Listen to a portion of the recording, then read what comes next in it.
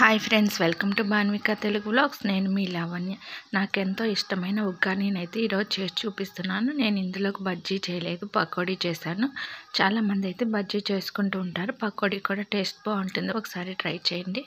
అయితే అసలు ఈ ఉగ్గాని ఎట్లా తయారు చేయాలో చూద్దాము. దీనికోసం ముందుగా నేను ఒక డబ్బా అయితే తీసుకుంటున్నాను. వీటిని ఒక్కొక్క ఏరియాలో ఒక్కొక్క రకంగా పిలుస్తారు. మరమరాలు అంటారు, బొరుగులు అంటారు. అట్లాగా నేనైతే మా ఏరియాలో అయితే మరమరాలు అంటారు.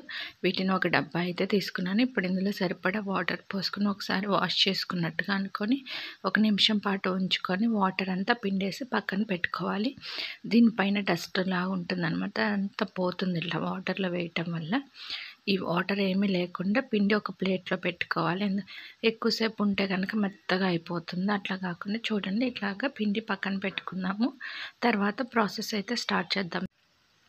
ఈ ప్రాసెస్ అయితే ఎట్లానో చూద్దాము.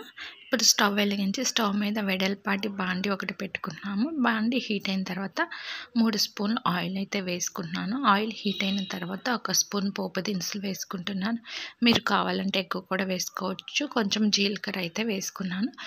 ఇందులో ఒక పావు గుప్పెడు వెల్లుల్లి అయితే వేసుకున్నాను. వెల్లుల్లి ఇష్టం ఎక్కువ తినేవాళ్ళు ఎక్కువ వేసుకోవచ్చు. నేనైతే కొంచెం తగ్గించి వేసుకున్నాను. కొంతమంది అయితే ఇంకా ఎక్కువ వేసుకుంటారు. ఇందులో కట్ చేసిన పచ్చిమిర్చి, ఉల్లిపాయలు వేసుకొని బాగా కలుపుకోవాలి. ఇవి కొంచెం మగ్గిన తర్వాత ఇందులో కట్ చేసుకున్న టమాటా ముక్కలు వేసుకోవాలి. ఈ టమాటా ముక్కలు వేసిన తర్వాత ఉప్పు అలాగే పసుపు కూడా వేసుకొని బాగా కలుపుకోవాలి.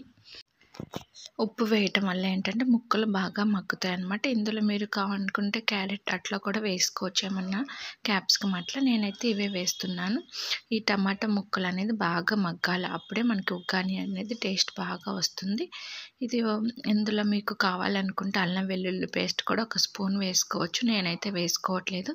ఇవి మగ్గిన తర్వాత మనం పిండి పక్కన పెట్టుకున్న ఈ మరమరాలు ఏవైతే ఉన్నాయో అవి ఇందులో వేసుకొని కలుపుకోవాలి.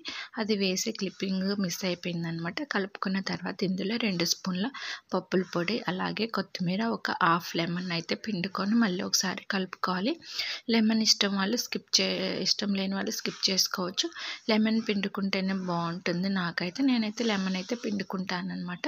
లెమన్ పిండుకున్న తర్వాత ఒకసారి కలుపుకోవటమే, అంతేనండి. ఎంతో రుచికరమైన ఉగ్గాని అయితే తయారైపోయింది. మీలో ఎంతమందికి ఈ ఉగ్గాని అంటే ఇష్టమో కామెంట్ చేయండి.